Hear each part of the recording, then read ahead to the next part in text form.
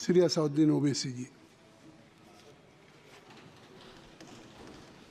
शुक्रिया मोहतरम चेयरमैन साहब, आपने मुझे बोलने का मौका दिया। मैं शुरुआत में बताना चाह रहा हूं कि मैं हुकूमत की तरफ से लाए गए इस रेजोल्यूशन की मुखालिफत में बोल रहा हूं और मैंने अमेंडमेंट्स भी दिए हैं प्रेजेंट एड्रेस के लिए। और चेयरमैन साहब, आप उर्दू को जानते हैं। किसी एक शायर ने शायद बरसर इख्तिदार जमात के लिए ये शेर कहा होगा कि उसूल बेचकर मसनद ख़रीदने वालों, निगाह अहले वफ़ा में बहुत हक़ीर हो तुम। वतन का पास तुम्हें था न होगा कभी कि अपने हिर्स के बंदे हो, बेज़मीर हो तुम। इज़्ज़त नफ्स किसी शख्स की महफूज नहीं, अब तो अपने ही निगहबानों से डर लगता है। डंके की चोट पे जालिम को बुरा कहता हूँ, मुझे सूली से न जिंदानों से डर लगता है। मोहतरम चेयरमैन साहब, मैं आज इन लोगों की तरफ से बोल रहा हूँ जो दिखते तो हैं, जिनके बारे में बात तो होती है मगर उनकी कोई नहीं सुनता। मैं उनके बारे में बोल रहा हूँ जिनके बारे में वज़ीर आज़म मोदी ने कहा था कि घुसपैठी है। मैं उन बेटियों और माओं के बारे में कह रहा हूँ जिनके बारे में मोदी ने कहा कि ज़्यादा बच्चे पैदा करते। मैं उन मासूम नौजवानों के बारे में कह रहा हूँ जिनको मॉब लिंचिंग के ज़रिए मारा जा रहा है। मैं उन बेज़ुबान माँ और बाप के बारे में बोल रहा हूँ जिनकी औलाद आज इस हुकूमत के गलत कानून के चक्कर में जेलों में सड़ रहे हैं। सर, मैं दस्तूर जब इस ऐवान में बन रहा था, संविधान बन रहा था, तो उस वक्त अलहदा वोटर लिस्ट और इंतखाबी रिजर्वेशन की बात आई तो उस वक्त के हमारे फाउंडिंग फादर्स ने, हमारे बुजुर्गों ने, दोनों समुदाय के हिंदू और मुसलमानों ने फैसला किया कि हम इस पर राज़ी नहीं होंगे। बल्कि उन्होंने क्या कहा था हमारे फाउंडिंग फादर्स ने, उन्होंने मुखालिफत की थी अलहदा वोटर लिस्ट की और इंतखाबी रिजर्वेशन की।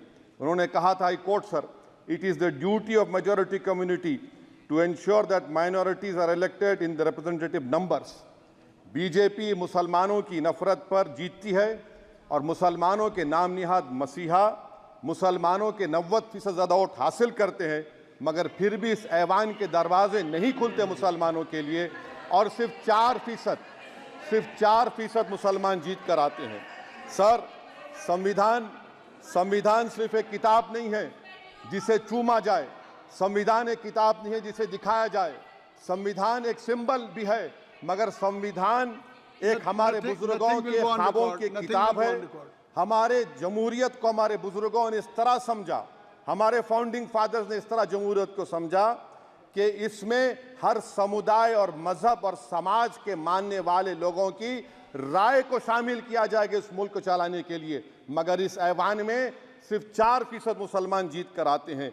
मैं संविधान से जो मोहब्बत के दावे करते हैं उनसे कहूँगा कि कभी उठाकर पढ़ो कॉन्स्टिट्यूएंट असेंबली डिबेट्स में कि नेहरू ने, H.C. मुखर्जी ने, सरदार हुकुम सिंह ने माइनॉरिटीज़ के बारे में क्या कहा था। सर, वतन अजीज़ का मुस्तकबिल कैसा होगा जब बीजेपी मुझे गायब करना चाहती है और दीगर हिज़्ब इख्तिलाफ की पार्टियां के लिए मेरा वजूद सिर्फ वोट डालना और अपनी खबर में जाकर सो जाना है। इसीलिए आप देखते हैं कि समाजी इंसाफ है सर कि 4% मुसलमान जीत कर आते हैं। सर, इस ऐवान में ओबीसी समाज के एमपी अब अपर कास्ट के एमपी के बराबर हो चुके हैं। ओबीसी समाज के एमपी अब अपर कास्ट एमपी के बराबर हो चुके हैं और 14% मुसलमान सिर्फ 4% जीत कर आते हैं। CSDS का डेटा ये बताता है कि इस मुल्क में जो वोट बैंक है, जो एक मुश्त वोट डालता है, वो अपर कास्ट का है। मुसलमान का कभी ना वोट बैंक था ना कभी रहेगा। सर, 4 जून के बाद 6 मुसलमानों की मॉब लिंचिंग हुई, 11 घरों को मध्य प्रदेश में मोदी के बुलडोजर ने निस्तो नाबूद कर दिया। हिमाचल प्रदेश में एक मुसलमान की एक दुकान को लूट लिया गया और हिज़्ब इख्तिलाफ की पार्टियों की तरफ से सन्नाटा है। शायद अब वक्त आ चुका है कि लफ्ज़ मुसलमान का नाम लेना भी अब उस पर पाबंदी आयद कर दी जाएगी। सर, मैं ये बात बताना चाह रहा हूँ कि नरेंद्र मोदी को जो मैंडेट मिला है। एक मिनट, आप लोग बैठ जाएं, कृपया आप लोग बैठ जाएं। श्री मनसुख मांडविया जी, आप लोग बैठ जाएं, कृपया माननीय सदस्य बैठ जाएं। श्री मनसुख मांडविया जी, मनसुख मांडविया जी, कृपया आप लोग बैठ जाएं। अपने प्रारंभिक कृपया आप लोग बैठ जाएं। आप लोग बैठ जाएं। माननीय सदस्य ने अपने प्रारंभिक भाषण में जो शब्द प्रयोग करा है उसको ऑथेंटिकेट करा जाए।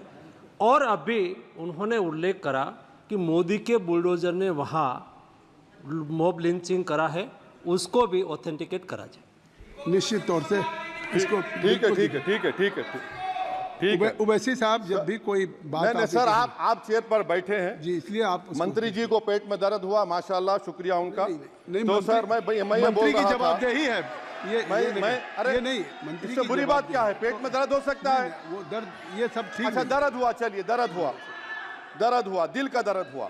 तो सर, जो नरेंद्र मोदी को मैंडेट मिला है वो सिर्फ और सिर्फ मुसलमानों की नफरत पर हिंदुत्व की वजह से मिला है।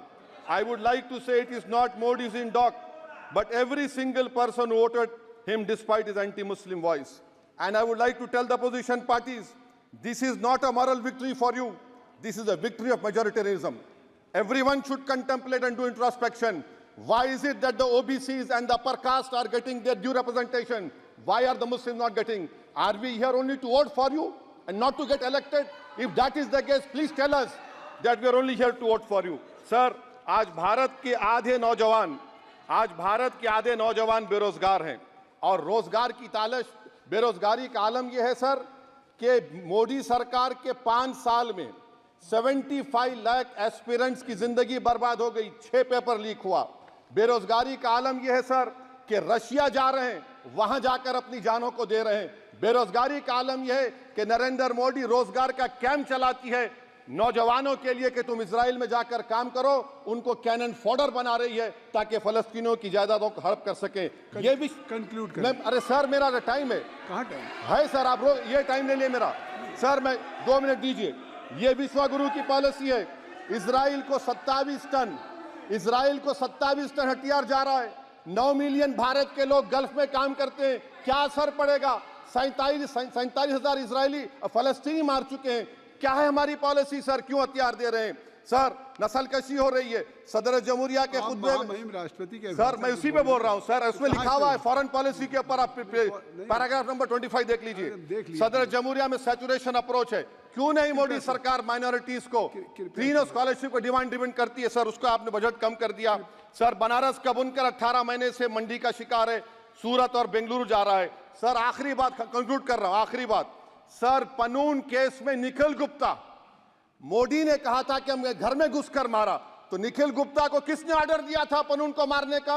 अगर नहीं दिया तो उसको बचाइए, और अगर दिया नहीं तो फिर उस पर पीएमएलए क्यों नहीं लगाकर? सर समाप्त करो। कमेटी बनाई आपने, उसका क्या हुआ? सर हम एससीओ को नहीं जा रहे।